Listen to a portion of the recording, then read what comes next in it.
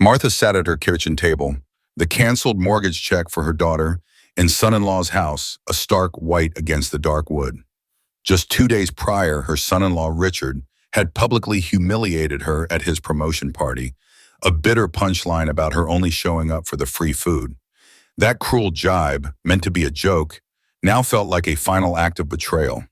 She wasn't going to spend another dime on a family that saw her as a wallet. With a steady hand, she opened her phone and scheduled a meeting with her financial advisor for Monday, knowing that this small act of defiance would soon ignite a much larger and far more painful confrontation. You here follow my story until the end and comment the city you're watching from, so I can see how far my story has. I spent 3 full hours getting ready for Richard's promotion party. At 66, it takes time to look polished, and I wanted everything just right. I carefully applied my makeup, styled my silver hair into soft waves, and slipped into my navy blue dress, the one Rebecca always said made me look so sophisticated. I didn't just want to look good. I wanted my daughter to be proud of me. The venue was breathtaking, a luxurious rooftop restaurant overlooking the glowing Boston skyline. Crystal chandeliers sparkled above, casting light onto the marble floors. Waiters in starched uniforms floated through the room, balancing trays of champagne and hors d'oeuvres. In the corner, a jazz band played a mellow tune, their sound weaving seamlessly into the low hum of conversation. The entire space radiated success, everything Richard had worked toward, and everything he wanted others to see. "Mom, you made it," Rebecca said, appearing suddenly and planting air kisses on both my cheeks. She looked stunning in her black cocktail dress, but her expression was tight, her smile stretched thin. Her eyes flickered with unease, though she tried to hide it. "Of course I came, dear," I replied. I wouldn't miss Richard's big moment. Rebecca gave a quick nod, already distracted. "The Robertsons just arrived, Richard's boss and his wife. I need to greet them. Help yourself to some food, Mom, okay?" Before I could say another word, she slipped away. I wandered through the crowd, exchanging polite hellos with people who barely looked at me. Most of them were strangers, young, polished professionals in sleek suits, clearly Richard's world. I recognized a few faces from past family events, but none who would remember me. Eventually, I found a quiet corner with a view of the stage. I clutched my small clutch purse and leaned against the wall, trying to feel at ease. My thoughts drifted to the past 3 years. 3 years of writing mortgage checks, 36 in total. Rebecca had begged me to help when they found their dream home. "Just until Richard gets established," she'd said. "We can't afford it yet, but his career is taking off. It's only temporary, Mom." Temporary had become 3 long years of $2,400 checks, money from my late husband's life insurance, funds meant for my retirement, my peace of mind. I never told anyone about it. Rebecca was adamant. She said it would shame Richard if people knew. So I stayed quiet. I smiled. I helped. Because that's what mothers do. The crowd fell silent as Richard stepped onto the stage, a champagne flute in his hand. His presence filled the room with practiced charm. My son-in-law had always been smooth, confident, charismatic, the kind of man who could sell sand in a desert. That confidence had once fooled me, made me overlook the subtle slights, the condescending smiles, the way he'd speak over me at dinner, like I wasn't even there. "I want to thank everyone for coming tonight," Richard began, beaming. "This promotion has been years in the making." I smiled, genuinely, despite everything. Maybe now, I thought, they could finally handle the mortgage on their own. I see many faces who've supported me on this journey. My bosses, who saw my potential. He nodded toward a table of executives. My incredible colleagues who pushed me to be better.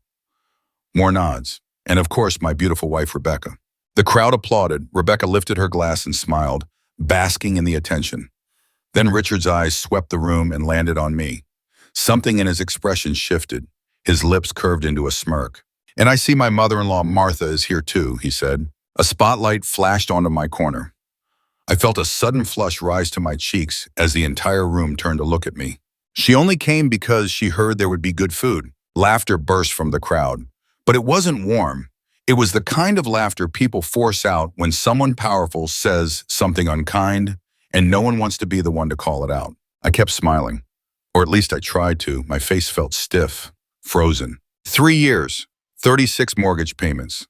all in secret, just to protect this man's precious ego. And in front of everyone, this was how he saw me? A freeloader?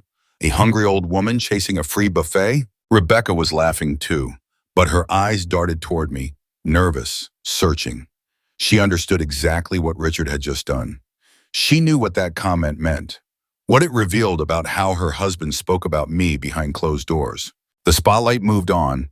Richard continued his speech, but I couldn't hear anything anymore. Just a loud, roaring noise in my ears. People nearby avoided my gaze. A few looked at me with pity. No one said a word. When the applause ended and the room returned to its low buzz of conversation, I quietly picked up my purse and shawl. No one noticed as I slipped through the door and into the elevator, down to the street, into a cab. The next morning, I sat at my kitchen table with my checkbook open. I stared at the blank check I'd been about to write. Richard's voice rang in my head. I saw everything clearly now. To them, I wasn't family. I wasn't even a person. Just a bank account with gray hair. My hand was steady as I wrote, "Canceled," across the check. Then I picked up my phone and scheduled a meeting with my financial advisor for Monday. The old Martha would have kept writing those checks. She would have kept smiling through the humiliation, swallowing the shame. But something inside me broke last night, and something stronger took its place. The phone rang at 7:43 a.m. on Tuesday. I had just awakened from the most peaceful night of sleep I'd had in months. Rebecca's name lit up the screen. I inhaled deeply and picked up. "What the hell, Mom?" Her voice was sharp, panicked. The mortgage payment bounced. The bank called Richard. I sat up straighter in bed, propping my pillows behind me. "Good morning to you too, Rebecca." "This isn't funny. Richard is furious. We have a payment history to maintain. Do you even realize what this does to our credit score?" Outside my bedroom window, the maple tree John and I planted 30 years ago was starting to turn gold. I let the quiet settle before I answered. "I canceled the check," I said evenly. Silence, then softer. "You what? Why would you do that?" "I think you know why. If this is about Richard's joke at the party..." "Was it a joke, Rebecca?" I cut her off. "Because I didn't find it funny. Not when I was humiliated in front of a room full of strangers." She let out a dramatic sigh. "You're overreacting." Richard was just trying to lighten the mood. That's his sense of humor. Making fun of the woman who's been paying your mortgage for 3 years, that's his sense of humor? Another long pause. When she finally spoke again, her voice had changed. Softer now. Coaxing. That same tone she'd used since she was a little girl. "Sure, here is the rewritten version in American English. Following your instructions exactly. Preserving every detail, emotion, and internal thought, while expanding it with a natural, creative narrative style. No plot changes have been made, and the tone remains emotionally rich and faithful to the original." Miss. "Mom, please, it was just one stupid joke." Rebecca's voice had taken on that familiar pleading tone she used whenever she wanted something. She continued, her words tumbling out quickly, trying to sound casual. "You know how Richard gets when he's nervous. He didn't mean anything by it." I closed my eyes, letting her words wash over me. But they couldn't erase the memories. Years of memories. Richard chuckling at my worn-out cardigan during Thanksgiving dinner. Richard smirking as he asked if I'd finally figured out how to use a smartphone last Christmas. Richard with that smug tone, wondering aloud on my birthday if I was still safe behind the wheel. No, this wasn't about just one party. I took a deep breath and answered, calm but firm. "This isn't just about the party, Rebecca. It's about respect. Or rather, the lack of it." She shot back without missing a beat, her voice growing sharp with irritation. "So now you're punishing us financially because your feelings got hurt? That's incredibly petty, Mom." The old version of me, Martha, the people pleaser, the peacekeeper, might have folded under that accusation.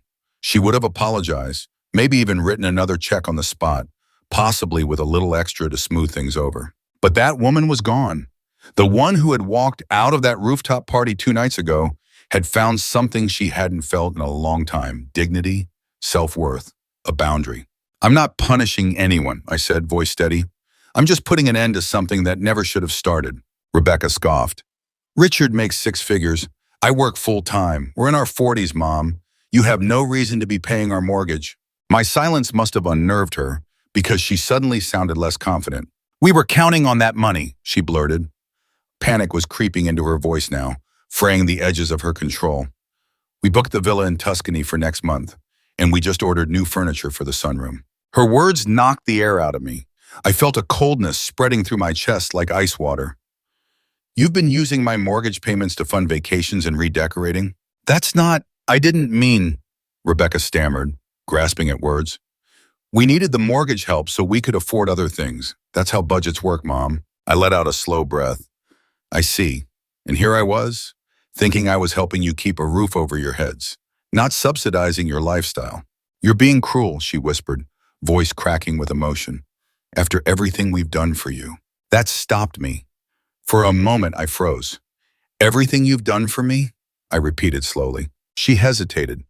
We invite you to all our events. We call you on holidays. Richard fixed your garbage disposal last year. I almost laughed. The absurdity of it was stunning. And in return, I said softly, I've given you over $86,000. The line went dead quiet. I could hear her breathing, quick, shallow, trying to come up with another angle, another manipulation. Mom, she said at last, her voice sliding back into honeyed sweetness. I know you're upset, but let's not let one misunderstanding ruin our relationship. Why don't you come over for dinner this weekend? We'll talk this through, like adults. I'm not coming to dinner, Rebecca, and I'm not writing any more checks. Her patience evaporated. The sweetness disappeared like fog in the sun. You can't just cut us off like this. What kind of mother abandons her family? The word abandons hit me like a slap. For a moment, I was back in that restaurant, under the warm lights and cool night air, frozen, humiliated, as strangers chuckled at my expense while Richard delivered his joke. I haven't abandoned anyone, I said quietly. I've just stopped being used. She didn't skip a beat. Dad would be so disappointed in you. There it was, her final weapon, my late husband. She always knew that name could wound me deeper than anything else. But this time, instead of pain, I felt clarity, sharp and clear, like snapping glass. No, Rebecca. John would be disappointed that his daughter is treating his wife this way. I heard her suck in a sharp breath. Then somewhere in the background, a door slammed.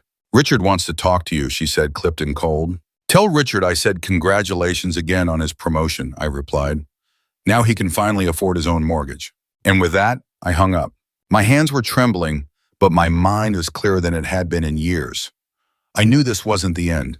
They wouldn't let go of their cash cow without a fight. But for the first time since John passed, I felt like myself again. The phone rang almost immediately. I didn't answer. I turned it off and went to the kitchen to make myself a cup of tea. Whatever storm was coming, I would meet it on my own terms. For 3 whole days, peace settled over me like a gentle fog. No calls, no drama, just silence. Until Thursday afternoon when the doorbell rang. I peeked through the peephole and saw Michael standing there on the porch, his hands buried in his jacket pockets, shoulders slightly hunched, looking uneasy. Unlike Rebecca, Michael had always been the calm one, the diplomat of the family. Hey, Mom, he said when I opened the door, leaning in to kiss my cheek. Got time for coffee? I looked at him closely. His face, so much like his father's, carried lines of concern I hadn't seen before. Tightness around the eyes, a crease between his brows. She called you, didn't she? I asked. Michael sighed, raking his fingers through his sandy hair. Can we talk inside? In the kitchen, I busied myself with the familiar rhythm of brewing coffee, while he sat at the table, absently spinning a coaster between his fingers. He'd never been good at hiding his emotions. Rebecca's pretty upset, he finally said when I set a steaming mug in front of him. I imagine she is, I replied, taking the seat across from him. Did she tell you why? He nodded. She said, you cut them off because of something Richard said. She thinks you're overreacting. And what do you think? I asked quietly. Michael stared down into his coffee, searching the swirling steam for answers. I think there's probably more to the story. So I told him everything. All of it. The 3 years of mortgage payments. The loans that were never paid back. The constant, casual disrespect. And finally, the cruel public joke at the promotion party. His expression darkened as I spoke. That was a shitty thing for Richard to say, he muttered. Yes, it was. I cupped my hands around my mug, grounding myself in the warmth. But more than that, it was revealing. It showed me what he really thinks of me, what they both think of me. He was quiet for a moment. Still cutting them off without warning. That's pretty harsh. I raised an eyebrow. Did you know I was paying their mortgage? He shifted in his seat, looking sheepish. Rebecca mentioned something once about you helping them. Did she mention I've given them over $86,000? His head snapped up. Jesus, Mom, no. She definitely left that part out. And did you know they've been using that money to pay for Italian vacations and new sunroom furniture? He looked stunned, shaking his head. No, I didn't. Michael, I said, meeting his eyes. I didn't cut them off to be mean. I cut them off because I finally understood. I've been used. For years. He didn't argue. He just looked down, absorbing it. After a long pause, he spoke again. Rebecca said Dad would have wanted you to help them. The manipulation was so obvious I almost laughed. Your father, I said slowly, would have wanted his grown children to stand on their own 2 feet. He worked hard to make sure I would be taken care of in my old age, not so Rebecca and Richard could sip wine in Tuscany. Michael nodded slowly, digesting every word. Then, I hesitated, heart pounding. There's something else you should know. My stomach twisted into knots. What?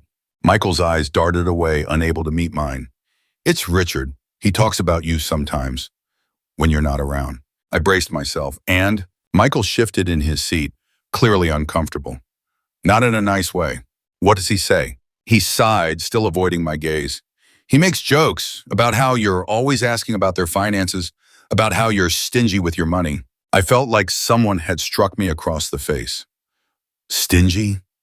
I've given them $86,000, I said, my voice barely above a whisper.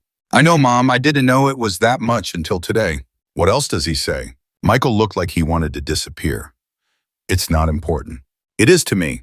He inhaled deeply, then let it out slow. He calls you the Bank of Martha, says you keep track of every penny so you can use it against them later. Each word cut deeper than the last. And Rebecca? I asked quietly. Does she say anything when he talks like that? Michael said nothing, but his silence told me everything I needed to know. Before either of us could speak again, the doorbell rang. Saved by the bell. I opened the door to find Grace, my neighbor and friend of 20 years, standing there with a casserole dish in hand. Martha, I made too much lasagna. Thought you might like some. Come in, I said, more thankful than ever for the interruption. Grace, a no-nonsense widow, never sugar-coated anything and had always been a rock of support. After a round of quick introductions, Grace settled at the table while I fixed her a cup of coffee. Michael, clearly grateful for the buffer, started asking about her garden. It's doing fine, Grace replied, though not as nice as your mom's. Then she leaned forward and lowered her voice conspiratorially. Actually, Martha, I've been meaning to tell you something. I overheard it at the Miller's barbecue last month. My body tensed instinctively. I already sensed what was coming. That son-in-law of yours, Richard, right? Handsome guy, but my God, what a mouth on him. She shook her head. He was by the drink table, telling people about your pension. And I'm sorry to repeat this, but he called you, she paused, an ATM with wrinkles. Michael's face drained of color. He didn't. I'm afraid he did, Grace said, her tone regretful but firm.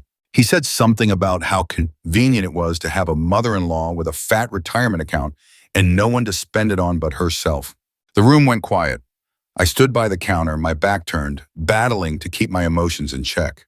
I'm so sorry, Mom, Michael finally said, voice heavy. I had no idea it had gotten that bad. I turned to face them, surprised by the calm resolve settling over me. Well, now we all know where we stand. Grace reached across the table and gently patted my hand. You know what my herald used to say? She asked softly. When someone shows you who they are, believe them the first time. I nodded. In a strange way, I was grateful for Richard's disgusting little joke. Without it, I might have gone on writing checks for years, fooled by their polite smiles and hollow gratitude. Michael stayed for another hour. When he left, he hugged me tightly. I'll talk to Rebecca, he said. This isn't right. I watched him drive away with a heavy heart. I appreciated the promise, but I wasn't holding my breath. Rebecca had always been strong-willed. She had married a man who mirrored her in that regard. That night, I pulled out a box I hadn't opened in years, my neatly organized financial records. Page after page of checks and notes, loans, gifts, emergency funds, mortgage payments, medical bills, repairs. Most of the emergencies had somehow aligned suspiciously with luxury purchases. As I flipped through the documents, a cold, sharp realization crept over me. This wasn't about one cruel joke. This was about years of being quietly taken advantage of by the very people who were supposed to love me most. It was time to shut down the Bank of Martha permanently. The following morning, I sat in the office at Coastal Credit Union across from Harriet, the financial advisor who had helped me manage my money ever since John died. She peered over her glasses as I explained what had happened. "Let me get this straight," she said. "You've been paying your daughter and son-in-law's mortgage for 3 years and no one else knew?" I nodded, suddenly ashamed now that I was saying it out loud. "And you want to know how much you've given them in total?" "Yes. I've kept pretty detailed records, but I want to make sure I didn't miss anything." Harriet typed rapidly, her lips tightening as she reviewed the data. "There are a lot of withdrawals here, Martha, not just the $2,400 monthly mortgage payments." She turned the screen so I could see. There they were, clear as day. Neither $5,000 for Rebecca's car repairs, $30,000 for Richard's dental work, $7,500 for a kitchen emergency, $4,800 for a roof repair. "Do you remember authorizing all of these?" I nodded slowly, my stomach nodding with each amount. Every single one had been preceded by a desperate call, a tearful plea, an urgent crisis only money could fix, and I had written the checks without hesitation. "Martha," Harriet said gently, "when you add it all up, mortgage payments and additional expenses, you've given them about $127,000 in just 3 years. The number hit me like a brick. I had known it was a lot, but hearing the total nearly knocked the air from my lungs. "That's about a third of your retirement savings," Harriet added. I gripped the edge of her desk, stunned. I had no idea it was that much. Harriet removed her glasses and looked at me with quiet concern. "I've been wanting to bring this up for a while. This level of financial support isn't sustainable on a fixed income. At this pace, you'll run out of money in 7 years. 7 years. I was only 66. With modern healthcare, I could live well into my 80s or beyond." The math wasn't just alarming, it was terrifying. "What should I do?" I asked, my voice smaller than I'd expected. "Well, you've already done the first step, stopping the payments.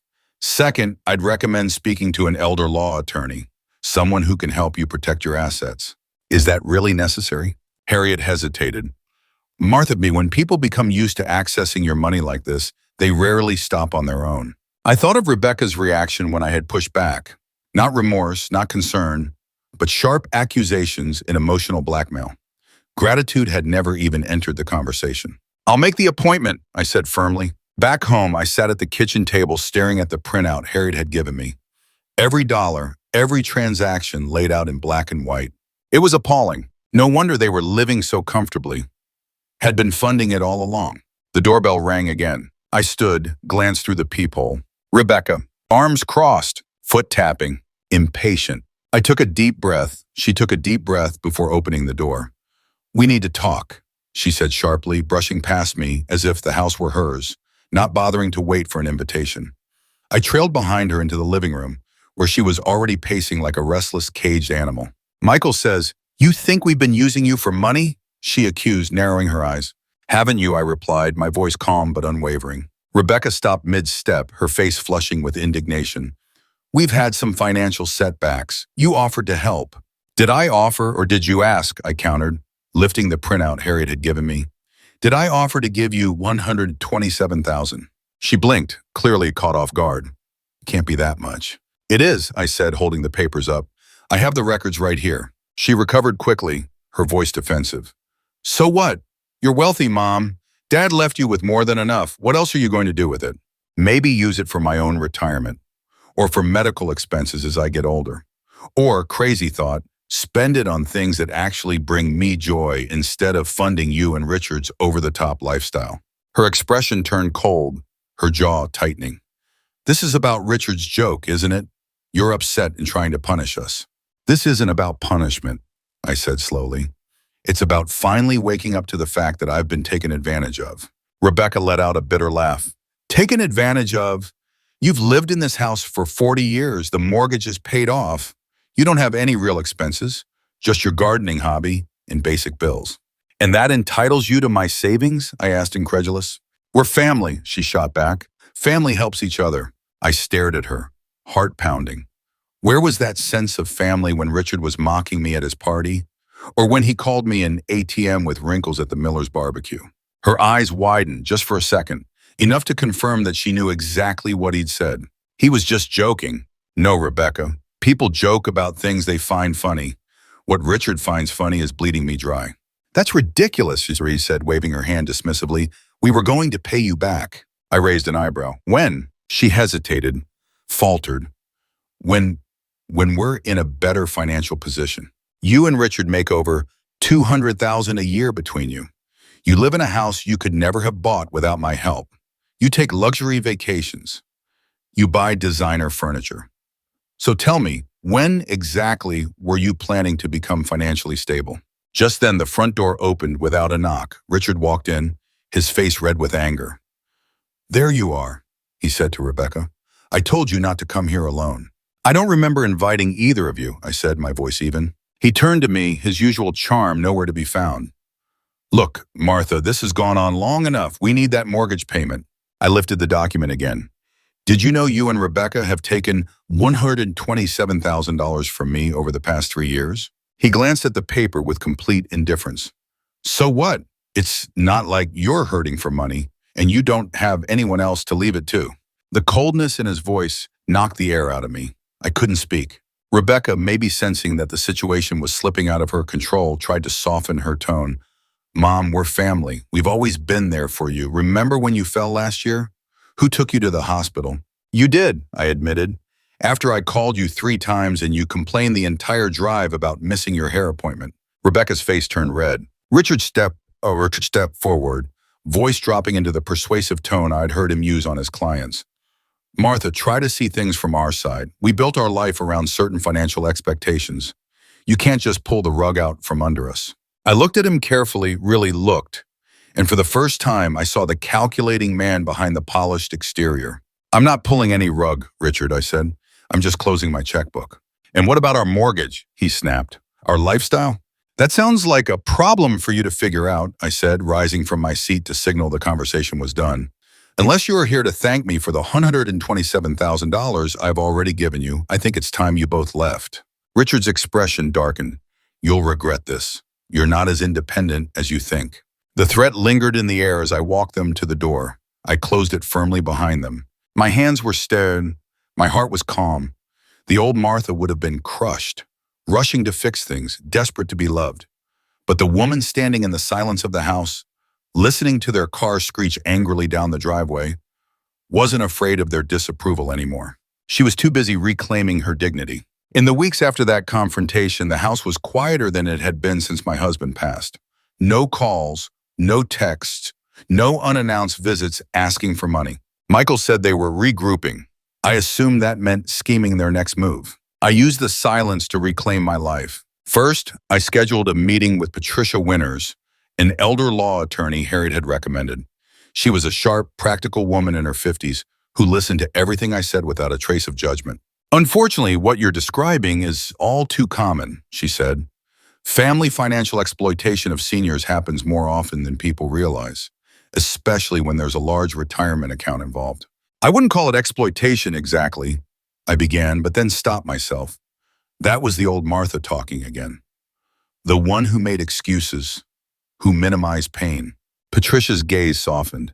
Martha, if someone else told you this same story about a widow whose daughter and son-in-law took $127,000 from her, then mocked her behind her back, what would you call it? I swallowed hard. Exploitation. Exactly.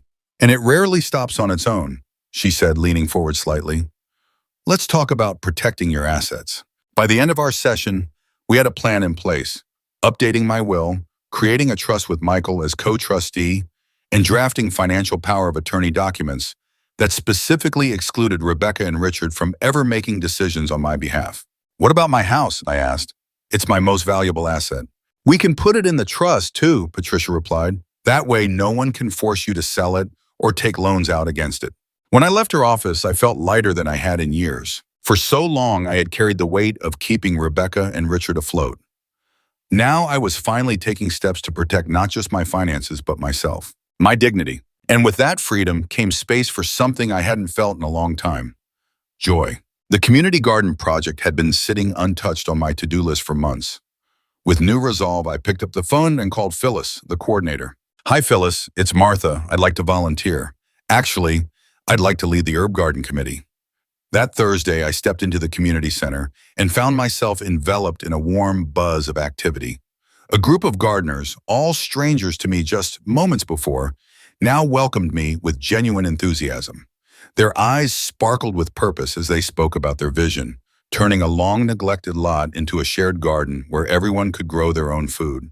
During our first planting session, I found myself unable to hold back my thoughts. "What about lavender along the southern edge?" I offered, feeling a flicker of the old passion that used to drive me. "It's drought-resistant, plus it attracts pollinators." Henry, a retired botanist with the kindest eyes and a gentle smile, lit up. "Brilliant idea," he said. "I have some seedlings I could bring in." The next 2 hours passed in a blur of sketches, ideas, and lively discussions. I contributed suggestions on medicinal herbs, things I had learned over decades of gardening, and was surprised by how deeply my knowledge was valued. For the first time in what felt like years, I felt needed. Not just included, but appreciated. When we finally broke for coffee, Henry handed me a cup and said, "You really know your plants." I smiled. My husband and I used to grow everything together. After he passed, I kept it going. It's my way of staying connected to him, I suppose. Henry's expression softened. My Margaret passed 5 years ago. Gardening was something we shared too.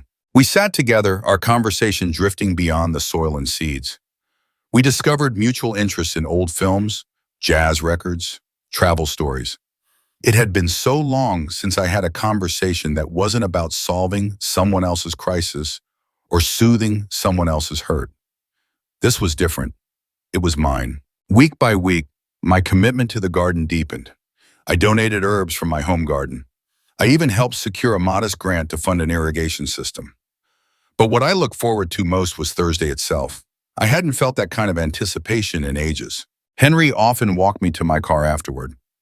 Our conversations lingered longer each time, stretching beyond gardening tips to personal stories, past regrets, and the quiet hopes that still flickered inside both of us. One evening, my phone rang unexpectedly. Rebecca's name flashed on the screen. I stared at it for a moment before picking up. "Mom," she said, her voice softer than I remembered. "How are you?" "I'm well, thank you," I said cautiously. "How about you?" "We're managing," she replied. Then came a pause, brief but pregnant with purpose. "Actually, that's why I'm calling. Richard and I have been talking, and we think it's time we all sat down together. We'd like to invite you to dinner on Saturday." I hesitated. After weeks of silence, this sudden gesture felt suspect. "Just dinner, Mom," she added, the familiar persuasive tone creeping into her voice. A chance to clear the air. No pressure, no agenda. But I knew Rebecca. There was always an agenda. "Who else will be there?" "Just us. We wanted it to be intimate, family only." My mind flickered to Patricia's warnings. The memory of 127,000 lost. The ATM. The lies wrapped in pleading smiles. But still, I said, I'd be happy to come to dinner. I heard her exhale, relief evident. "Wonderful. 7 o'clock. Richard's making his famous roast chicken." After I hung up, I sat in silence. This wasn't a peace offering. It was a calculated pivot. They'd figured out that anger wasn't working. So now came the sweetness, the charm. The objective hadn't changed. It was still about my money. I called Michael. "They invited me to dinner," I said. "That's interesting timing," he replied. "What do you mean?" "Well," he hesitated. "I probably shouldn't say anything, but Richard's been having some problems at work. That promotion, it's not going well, and their mortgage company sent out a notice about late payments." The puzzle pieces clicked into place. Of course. Now they wanted to clear the air. They needed me again. "I told Rebecca I'd go," I said. "Are you sure that's a good idea, Mom?" "Yes," I answered, voice steady. "But I'll be going in with my eyes wide open." When Saturday arrived, I dressed carefully. A deep blue blouse paired with black slacks. Tasteful, elegant, but not trying too hard. I brought a bottle of wine, not the premium vintage I might have once chosen, but a respectable, mid-priced one. Driving to their home, the grand colonial house whose mortgage I'd been helping to pay, I felt unexpectedly calm. The old Martha would have been anxious, desperate to mend the rift, eager to please. But that version of me had long since faded. In her place stood someone who knew her value. The driveway was pristine.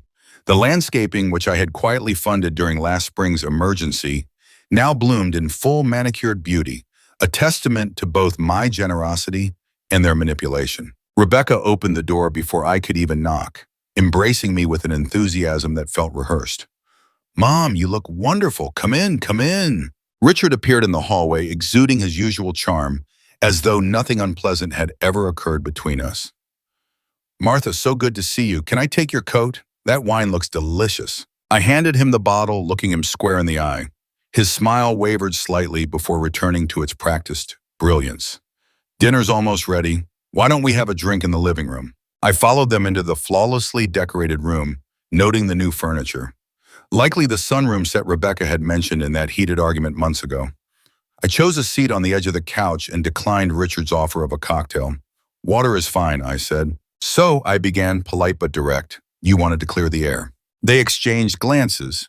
The stage was set.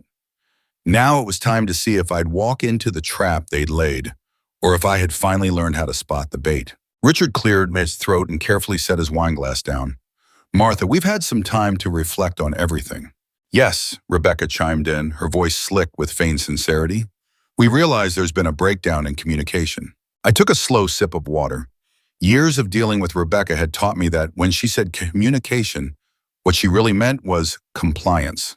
"The truth is," Richard leaned forward, eyes filled with well-rehearsed regret, "we never really expressed how grateful we were for your help with the mortgage. That was wrong of us." "It was," I replied evenly. My simple response seemed to throw him for a moment. He glanced at Rebecca, who stepped in smoothly. "Mom, family supports each other. That's something you always told us. And yes, maybe we've leaned on your generosity a little too much. But we're really working on becoming more independent now." "I'm glad to hear that." Richard nodded, clearly reassured by my calm tone. "Exactly. And that's why we wanted to have this dinner, to show you that we're taking responsibility." From the kitchen, the oven timer dinged. Rebecca excused herself to check on dinner, leaving me on the sofa with Richard, who immediately scooted closer. With Martha between us as a silent buffer, he leaned in and lowered his voice. "Rebecca's been devastated by this rift," he said softly. "She cries at night, thinking she's lost her mother." I looked him straight in the eyes. "That's terrible," I said, keeping my voice even, my face calm. He didn't seem to notice my lack of warmth. "We're just going through a rough patch. That's all. Temporary. The new job is great, of course, but the bonus is quarterly now, not monthly. It's caused a bit of a cash flow crunch." And there it was, the real reason behind this dinner invitation. "What about your savings?" I asked, feigning innocent curiosity. His expression flickered just briefly. "Well, with the economy being what it is, our investments haven't exactly performed the way we'd hoped." "And the vacation to Tuscany? That couldn't have helped your finances." His eyes narrowed ever so slightly. "Rebecca mentioned that, did she?" "She did." Rebecca returned at that moment, announcing that dinner was ready. We moved to the dining room where she'd gone to great lengths to set a beautiful table. She'd used the fine china my mother set, which I'd given her years ago. Under the soft flicker of candlelight, it gleamed with elegance. "Wine, Mom?" Rebecca offered, already pouring. "No, thank you. I'm driving." "You could always stay over," she suggested quickly. "We could have a nice breakfast together, keep talking things through." I smiled politely. "That's kind of you, but I have plans in the morning." She blinked. "Oh, what plans?" "I joined the community garden committee. We're planting the herb beds tomorrow." Richard began serving the roast chicken, and I had to admit, it was perfectly done, moist and flavorful. As we ate, Rebecca tried her best to steer the conversation into safe waters. Michael's recent promotion, a cousin's upcoming wedding, bits of neighborhood gossip. It almost felt like old times. Almost. But the tension that pulsed beneath the surface gave it all away. After dinner, as Rebecca cleared the plates, Richard vanished for a moment and returned holding a folder. My instincts stiffened immediately. "Martha," he said, setting the folder on the table in front of me, "we've been thinking about your financial situation." "My financial situation is just fine, thank you." But he pressed on as though I hadn't spoken. "We've done some calculations, looked at your retirement accounts, your expenses, and how much you could realistically contribute to the family without it affecting your lifestyle." I stared at him, stunned by the sheer gall of it. "You did what?" Rebecca rejoined us, placing a hand gently on my arm. "Mom, we're just trying to help. We know money stuff can get overwhelming at your age." I calmly removed her hand. "I'm 66, not 96, and I have a financial advisor who's quite capable, thank you." Unbothered, Richard opened the folder to reveal neatly organized spreadsheets and graphs. "According to our math, you could comfortably contribute $2,000 a month. That's less than before, you'll notice. I was breathless, not from shock, but from disbelief at their audacity. Any pretense of a dinner for reconciliation had vanished. It would be for family support, Rebecca added quickly, not just the mortgage, medical expenses, education for our future kids, family trips, investments in our future together. I looked from one expectant face to the other, and then slowly a deep clarity settled in my chest. No?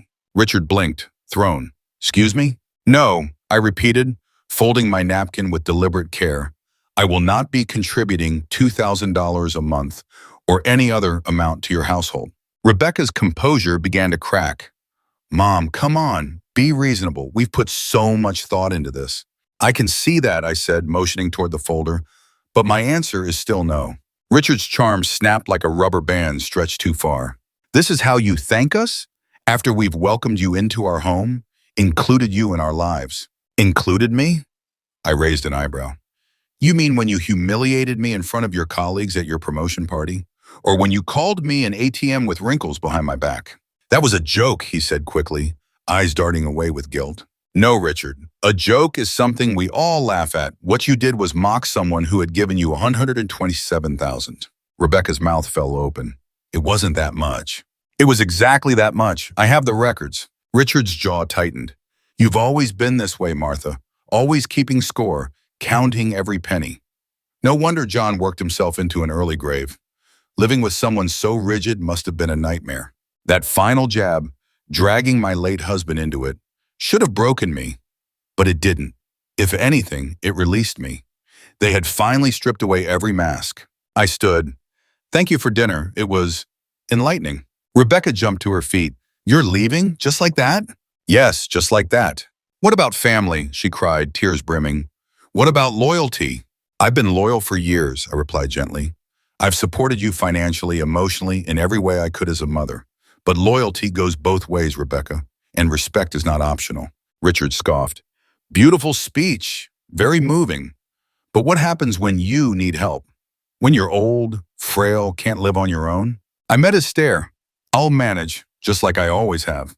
Rebecca followed me to the door, her voice breaking. Mom, please, we can find a middle ground. Maybe just a smaller amount.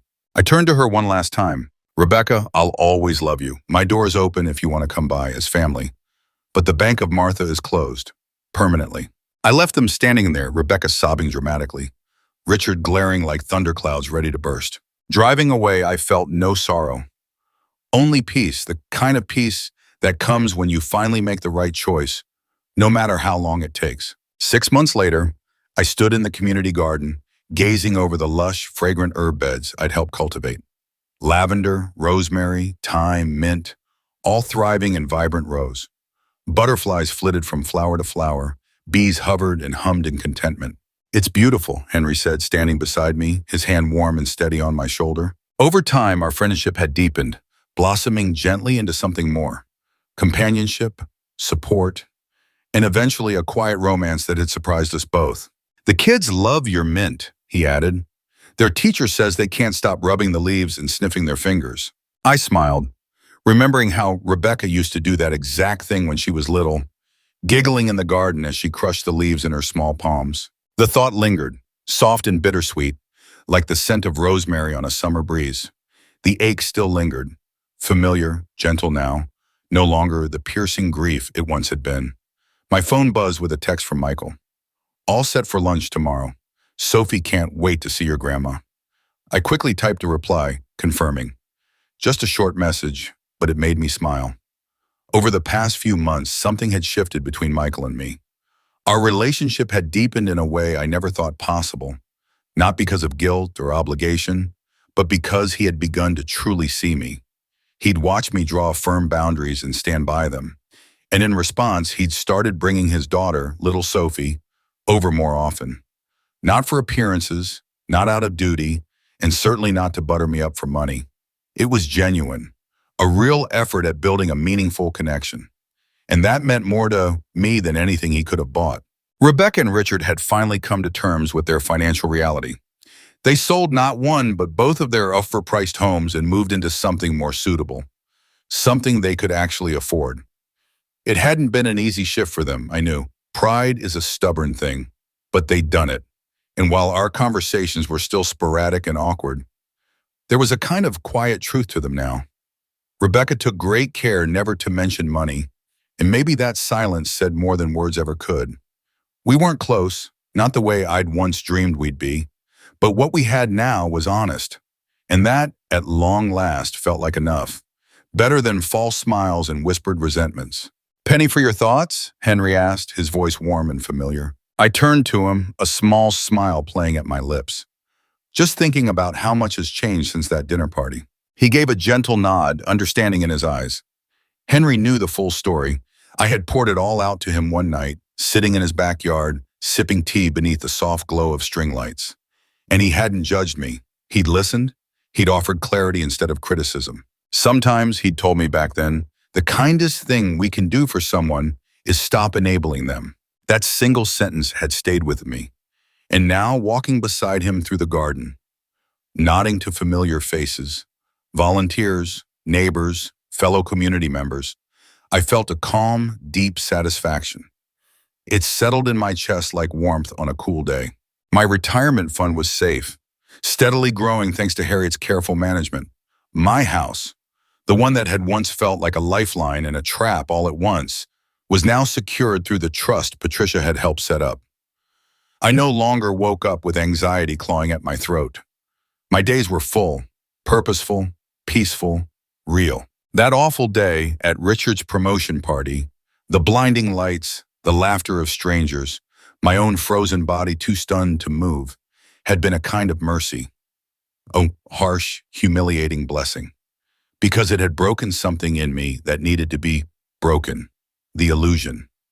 The idea that love meant sacrifice without limit, that giving endlessly was noble, even when it drained me. That moment forced me to look, truly look, at what I had allowed for years. And in that painful clarity, I discovered something priceless. Dignity isn't about what we give away. It's about what we choose to hold on to.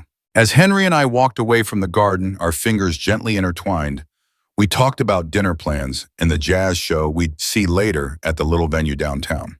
It hit me then, with a quiet certainty, I was happier at 66 than I'd been in decades. Not because I owned more, not because anyone finally gave me the thanks I once longed for, but because I had learned to value myself. The Bank of Martha was closed for good. No loans, no lifelines, no guilt. But Martha, the woman, the mother, the grandmother, she was thriving.